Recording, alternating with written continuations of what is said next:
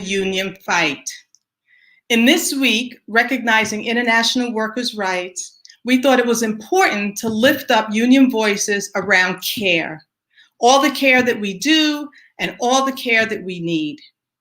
Workers have been fighting for control over their time for generations.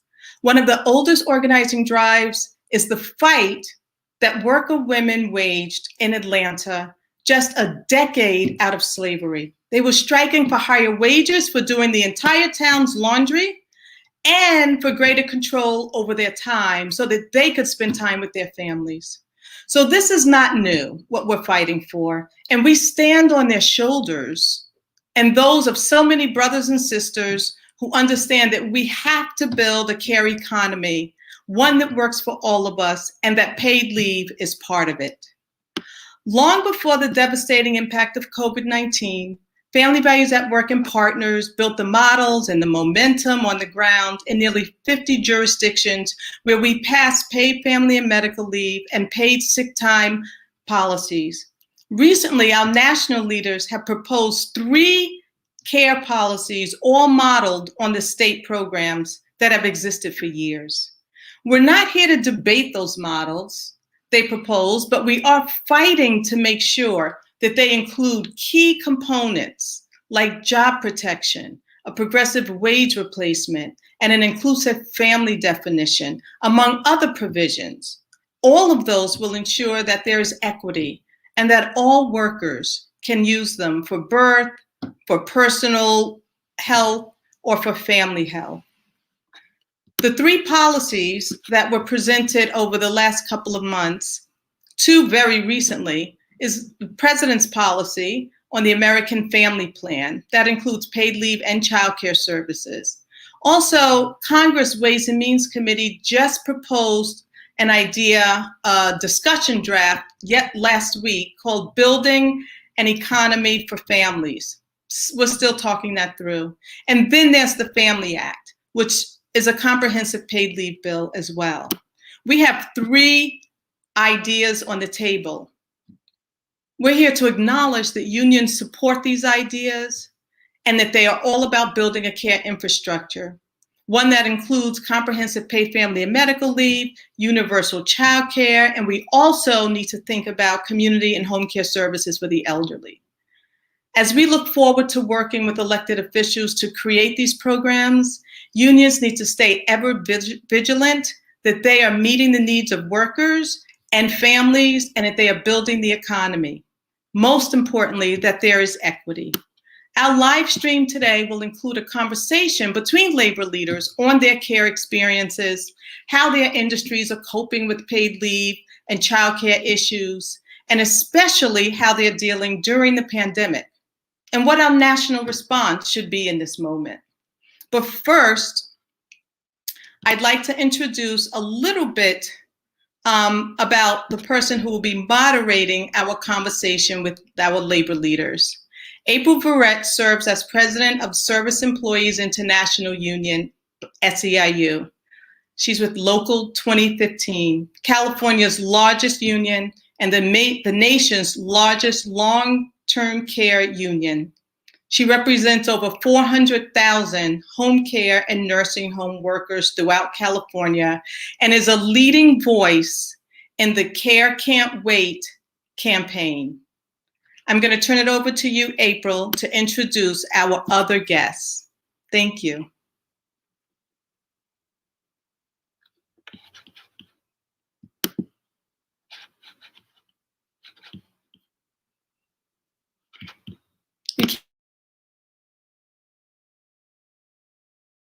Oh, I'm sorry. I was muted. Thanks, Carol. I really appreciate the opportunity to be a part of this vital conversation. But before we get to our panel, we have a special guest that has joined us. And Carol, I think you know who this is, so I'm going to hand it back to you to introduce her. Oh, there she is. Hey there, Miss Dolores. Hi, how is everybody? Great to see you. It's wonderful that we have this great team of folks that are working for paid family leave and the things that we need, that our families need, that our working families need.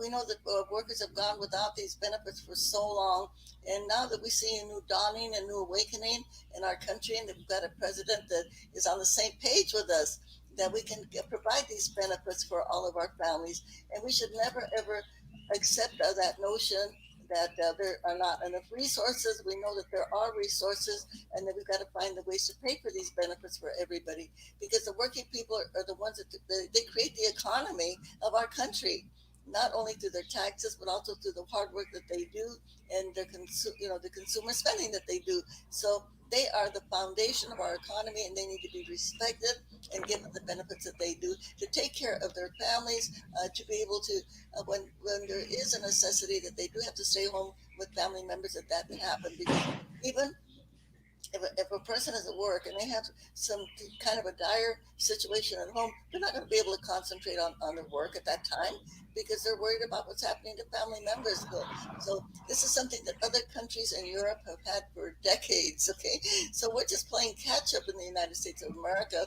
We like to tout ourselves as being like the first in democracy, the person taking care of our people, but we know that that is a falsehood. So all of us working together, we've got to make this happen.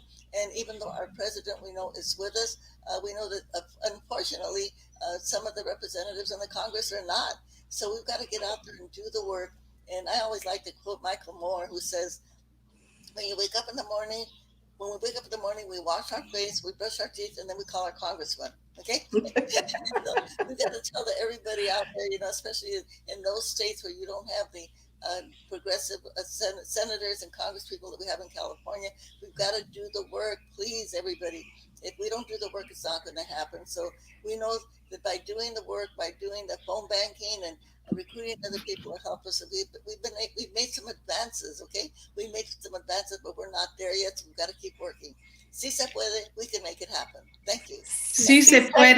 Thank you so much for joining us and for those inspiring words. Everyone, Dolores Huerta, who is the co-founder of the Farm Workers Association, the United Farm Workers Association, and a powerful civil rights and labor leader in our country. We are so happy to have your words of wisdom and your marching orders, and we will be following them. Thank you so much for joining us. Thank you. You're welcome. Thanks, Ms. Dolores. I'm turning it over to you, April. Thank you so much. Carol. Thank you so much. So in the legacy that we stand on the shoulders of great women like Dolores Huerta, we know this fight about care, this fight about centering people, not just corporations, making sure that families have what they need. And we know that at the center of this fight is women. And that's why having someone like Dolores Huerta, who has been leading the fight for workers, leading the fight for women workers for decades, is so amazing and incredible and an inspiration to me. So without further ado, I do want to get us started and introduce the amazing panelists of union women that have joined us today to talk about care. First, here they come. They're joining us on the screen. We have Sarah Steffens, who's the National Secretary Treasurer of the Communication Workers of America. Kimberly Mitchell, a leader and activist with the United Food and Commercial Workers Local 400 in Washington, D.C. Jessica Bush, an iron worker from Local 86 in Seattle, I believe, as well as Carmen Roberts, who is a home care worker and a member and leader activist in SEIU Local 2015 right here in Southern California. Hey, ladies, how we doing today? Hey, good afternoon. Great. Glad to be here. Great. I know we all have a care story, every single one of us. And in this moment, it's vitally important that we talk about our own experiences with caring for a loved one, with paid leave, not having paid leave, or having paid leave. So Sarah, let's start with you. Tell us your care story. Thank you.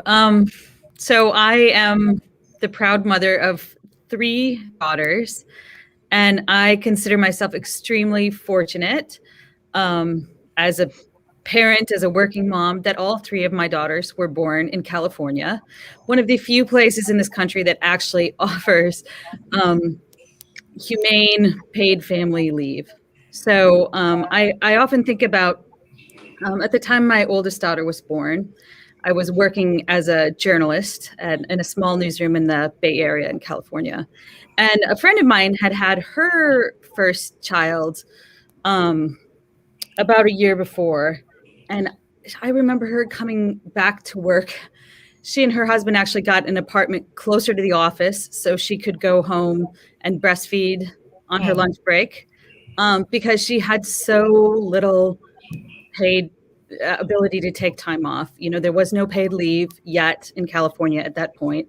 And she had to come back to work. And I will always remember her sitting at her desk saying that she was just so tired that it was impossible to focus. Because this is, you know, a person with a newborn that you're still measuring in weeks instead of months coming back to work.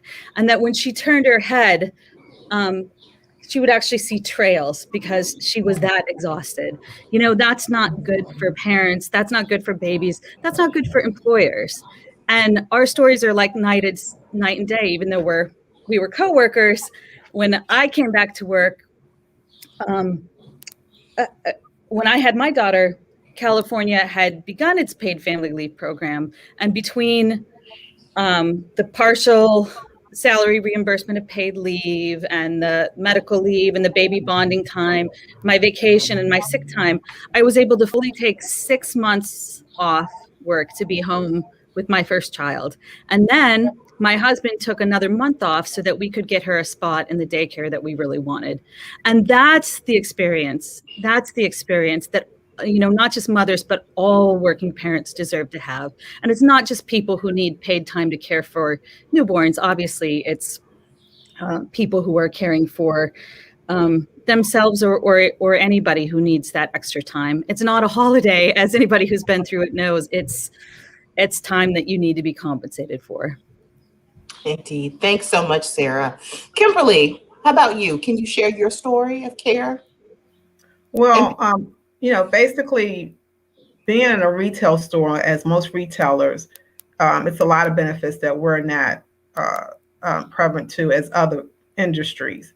But thank God that my location is actually unionized.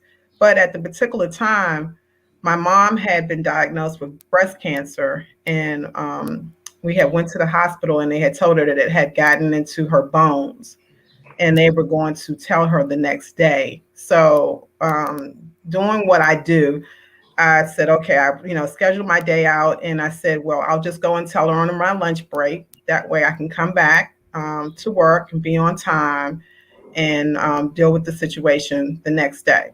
So I went and told my mom that they were going to put her in a nursing home looking to put her on a nursing home because there was no one there to care for her, and they were concerned about her health. Well, unfortunately, I went to work, went home that night, received a call from the doctors at the hospital that my mom had passed. And so I still have regrets to this day for that issue. Well, later on, my daughter, who is a teenage mom, 16 to be exact, she was pregnant, and it was around the holiday season, and you know how the holiday season is. So I went to management, and they said, well, it's the holiday season. This isn't a good time for you to take off. But from the experience that I learned with my mom, it wasn't an option. At that particular time, I had 2 weeks worth of vacation. And I said, hey, I'm going home. So I went home. I stayed home for 6 weeks. Thanks to my union family and other members and things like that, they pitched in to help me get through the time. But no family should ever have to go through that. So that's how I came to this fight. And we fought to make sure that we passed it in DC, and that's just what happened. That's incredible. I couldn't agree with you more. No one should have to make the type of choices and be burdened with that regret, that too many families are faced with. Let's go to you, Jessica. Hi. Hi. How's everybody? Hi, thanks for having me. Of course. Happy and honored to be here. So what brought me here was I've had two sons since I've been working. My oldest son I had when I was a teenager, but I had my son 11 years ago, and I was in retail. And when it came to having him and having to take maternity leave, the only thing that was guaranteed was my saved job, no supplemental income, nothing to help me in the process. So as I took maternity leave, I worked until 4 days before I had him, and then I had to go have a baby. So I actually was not able to keep my home. So I had to rent a space from one of my family members, a little bedroom that they had, that they were able to put us up in a corner until I was able to go back to work. Now, since then, after that, something was just, it was wild. Like the money, I wasn't able to really just be the mom that I needed to be. I was stressed about what to do. And so I went back to work 12 weeks. I had C-section, went back to work doing retail. And I actually had to stop being able to nurse him because in retail, you use the same bathroom as all your customers. And so being able to like pump or anything like that to be able to provide that nutrition for him, it ended up just going away on its own because of, as a woman, as a mom, if you've had kids and you've even nursed, and, you have to be on a pretty tight schedule to keep that going. I was so much I missed out on, keeping a home for my kid, being stressed that way. So I was looking for a different opportunity. I needed something better, and especially more money for that I could even have a savings account. And so that's when I joined the Ironworkers Union. My son was a year old, and I've been a union ironworker for almost 10 years this year. And so I just recently had my second son, or my third son, but as in the working field. And back in 2019, I had him. So I was pregnant and I was working, doing rebar, and I stayed working until I was about 5-6 months pregnant, and my belt wouldn't fit anymore. And it was just time, I'm older. And so it was just time to take it off. However, the experience was a lot different this time. I was beyond blessed through the union to receive compensation, weekly pay for being on maternity leave. I was able to take the rest of my pregnancy off. I was able to not lose my home, provide for my kids. I was able to stay home with my baby and be able to nurse him for the lengthy time that I had dreamed to do prior. And so I am beyond, so many people deserve that, because I've been on both spectrums of this, of the tipping point. And so like even now, my fiance was diagnosed with cancer back in, we found a lump in September, and he had gotten diagnosed with cancer in November. So we've been in that fight. He just had his last treatment, but he has been able to, he has to take time off. We're both iron workers. And so I've been home now, and I just did unemployment, and I had to take, with coronavirus, you become a homeschool parent, you do all these things. I had to take a layoff and then take care now of my man who has been going through chemo treatments. And he's so much treatment, but still, there's a lot of poison in the body that it takes for him to recoup strength. And, he can't be a single parent while I go back to work. So there's been so many different angles to this, and that so many people need this because, yes, a lot of us women, we are the rock of our family. We are the ones that are providing it if we don't got time to be sick, always got to keep going. And so, that's why I'm here. That's why I'm here, and here for the fight. Thank you so much for sharing that, Jessica. I just want to lift up that we don't exist in bubbles, right? We are a part of an ecosystem, not just of our families, but also for our local economies. When Jessica isn't able to pay her rent, that affects her landlord, right? Our economy works better when there is policies like paid leave in place. I just wanted to make that point. Ms. Carmen, What about you? What's your story around paid leave? Okay. Well, my story is actually the story of all long-term care workers. Most of us are women, women of color, Black, Latina, Asian American, Pacific Islanders. And because our duties are those that were done by enslaved women years ago, it's not considered a real job. And most feel that only real jobs deserve benefits. So paid leave is not an option for long-term care workers. Sadly, the COVID-19 pandemic hit us hard. We continued to go to work. We went daily into nursing homes, exposing ourselves to and bringing the COVID virus back home to our multi-generational families. We continued to care for our clients at home. Many of them got sick and died.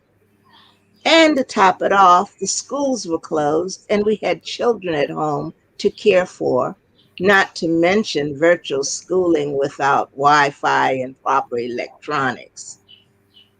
These real life situations meant no work, no job, and no money. And no money for us meant not being able to provide a place to live, food, clothing, or any other life necessities for our children and our families. This is sad because we care. We provide care, but there is no care provided for long-term care workers. This is my story and the reason I'm here today for this fight. Thank you so much, Ms. Carmen.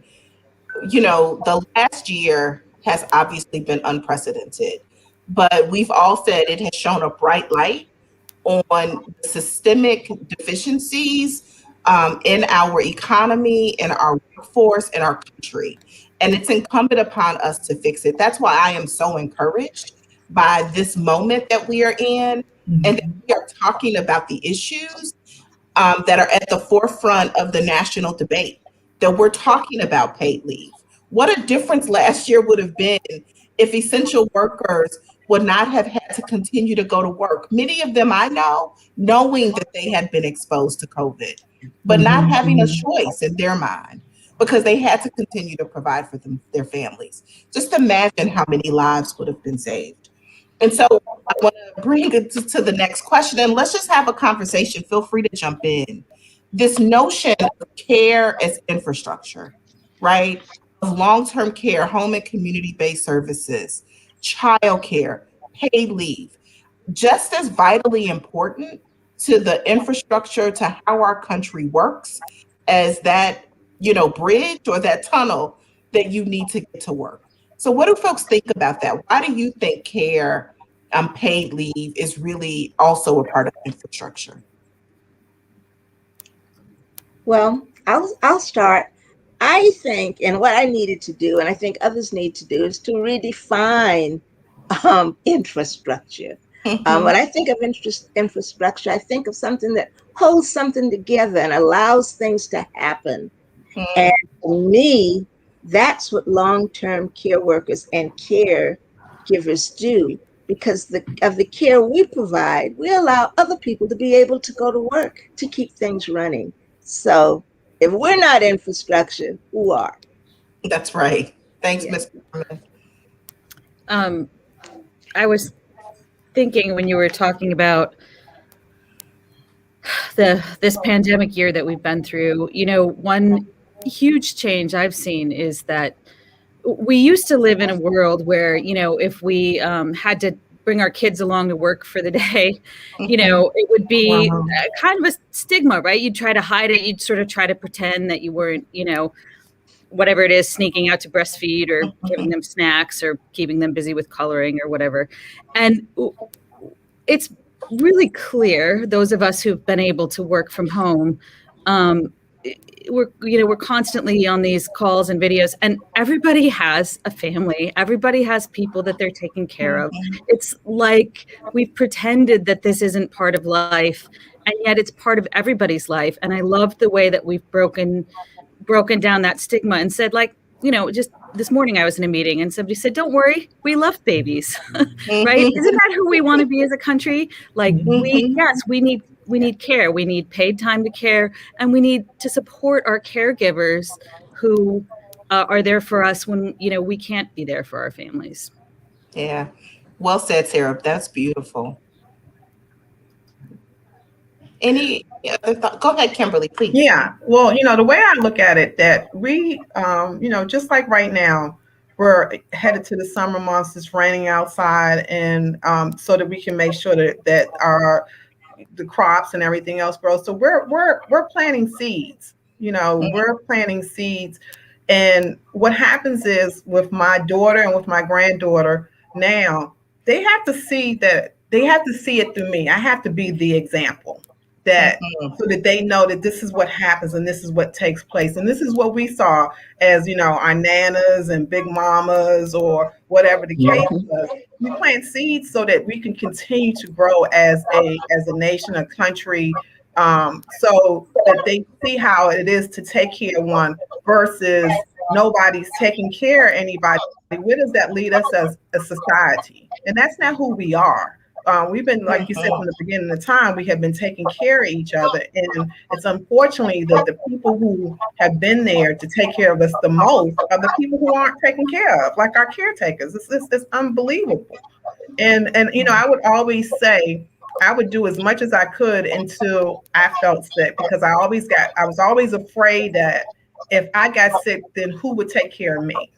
And that's not an option, especially right now with everything going on, the stresses of life, the mental issues that we have, and the frontline workers that we have with our grocery store workers who are out there. They're not protected. They're not getting paid. They don't have the paid family leave in most of the states, in Maryland and Virginia. In DC, thank God we do have it. We have to educate people because they don't know that they have it, which is a big thing, education. And we have to just continue to organize so that people know that we are thinking about them and that they will and can be taken care of. Yeah, that's right. I think that we have approached a moment in our country on so many levels. We will define who we will be for the next generation. Yeah. And are we going to be a country that really values one another, right? That values people, and center people and center what we need in order to live healthy, thriving lives? Or are we going to continue to not care and just put profit first, right? And I'm on the side of making sure we center people. So I'm here getting a message that we're getting a lot of feedback. So if we can mute our lines, maybe it'll help diminish the feedback a little bit. Thanks. But I think we, in this moment, we're trade unionists. I think what we do best, or one of the things we do best, is we fight, right? No matter what, we stand up, we take action, we fight. So what are you doing in this moment to stand up, to take action, to fight, to make sure we center care, to make sure we center women, to make sure we center families, and move our country in the direction of being the place that we all need it to be so that we can all live and thrive? What are we doing to take action, ladies?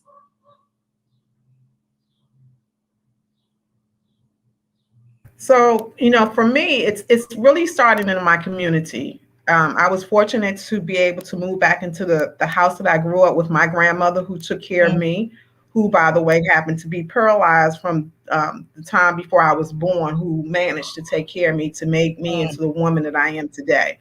I have a neighbor across the street who's an elderly lady, and I have been, from day one of moving back in the neighborhood, for some reason, I spy her when I'm looking out of the window, and she's probably thinking that I'm spying on her, because every time that she makes a move, getting out of her car with bags, whatever, I'm running across the street to assist her to get, to help her into her house, or, to go to the store and buy water and things like that. Again, I'm trying to be an example to my daughter and do my part. I also see another one of my neighbors who is actually cutting one of our seniors' grass. And so it really does start in community so that we can make sure that we're looking out for our neighbors. And teaching the younger generation of these are just things that we do. Of course, she's always trying to pay me or something, but there's no way I could possibly take anything from her. It's just giving back and in hope that one day that somebody will give back to me. And then the other thing is that, with our local, we worked last summer to try to get the paid family leave bill passed in Maryland and in Virginia, which it didn't get passed, but we're hoping with the new election and new people that we have in office that it will get some momentum this time with the coalitions with the other people that we've been working to maybe get it through this time. But it's a fight that we're in and we plan on staying in. That's great. What else are we doing to fight? Well, what we're doing is we're looking at care as a whole concept rather than the pieces, because when we look at the pieces, undoubtedly something gets left out. So it's the whole concept of care, and we're working on how we can deliver this whole package and educate everyone. And that's our focus right now. To the forefront is the whole concept of care. If we need to educate on it and legislate and fight. And those are the things that we're doing right now. Thanks, Ms. Carmen. Sarah, did you want to jump in here? Sure. Yeah, I love that story on the personal levels about how we can lift up our neighbors and our fellow union members. I think, when I look at our stewards in CWA, one of the most important things that they can do is help people understand their rights under the current law, whether that's, federal law or something local. Without unions, people are pretty much at the mercy of their HR department. And we have such a confusing patchwork of what's available in what location that it's extremely hard for people to navigate. And you really need that kind of an advocate. So that's on the very, worker facing level. But broadly, we're fighting every place. I hope that we're fighting for paid leave. I hope that CWA people are plugged in. I believe that they are. And then we need a federal right. It shouldn't be dependent on what city you happen to be in or what state you happen to be in. And there's never been a time when people have been thinking about that more with what we've been through this last year.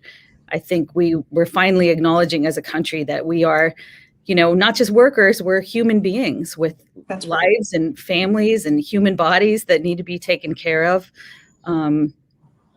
I didn't say earlier, but this is one of the fights that really made me inspired to strive for leadership in our union, because people who have done this, people who've juggled these responsibilities as all caregivers do, whether it's their primary job or their second, their second shift when they get home, they know how difficult it is, and it's high time we did something about it.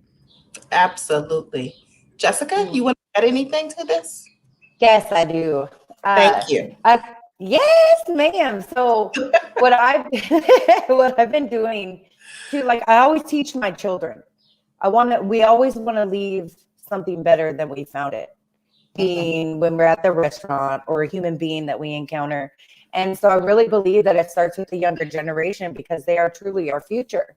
And within the union, it's really giving more of women a voice, because in ironworkers, it is really man dominant, and to really understand there are, single dads and at work and things like that. And that they also want that time off to bond with their child, because, they're providing. But a lot of times it's, really having more of an understanding and open-mindedness when it comes to like us women's standpoint in the union trades, you know, especially being out there in the man's world, they say, and needing, you know, time off, care for our babies, you know, all the things like that. So that's how I'm participating. That's great. Well, I must say I am proud to be in the labor movement with such amazing women like you all. And I know that together we will continue to fight for and win transformational change that centers women, that centers family, and that really makes our world a better place for all of us. I know that the fight is real. We're in the midst of it. We are going to make sure we get the American Jobs Plan passed and into law. We're going to make sure we get the American Families Plan passed and into law. Together, we will transform childcare jobs and home care jobs into good family sustaining union jobs. And we will make sure every man, woman, and worker in this country has the right to paid leave. The fight continues. Call your member of Congress, call your senator, join a town hall, write an op-ed, join a rally, because together we will make sure we get it done. Thank you all so much for joining us, and back to you, Carol.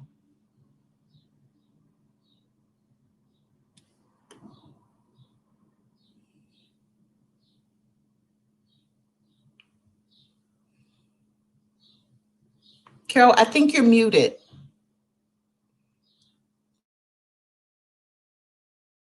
Thank you. So sorry. So what a powerful group of women. Thank you for sharing your stories and naming the fight that we are all in. As our great leader, Dolores Huerta, reminded us, we are nearly the only nation in the world without a paid leave standard.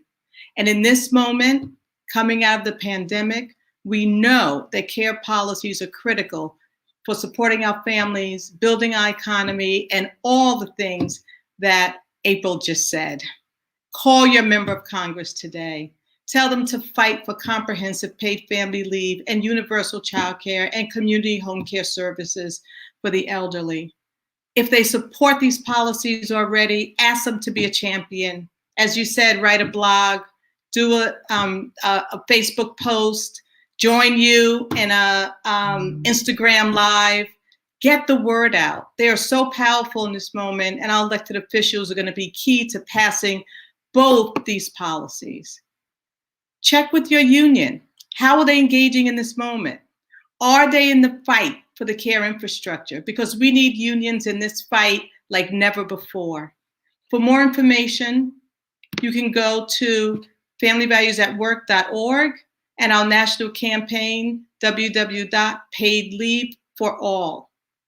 We also know that 2015, April, her mighty team there have been doing amazing work in moving forward on the Care Can't Wait campaign. You can also go to their campaign.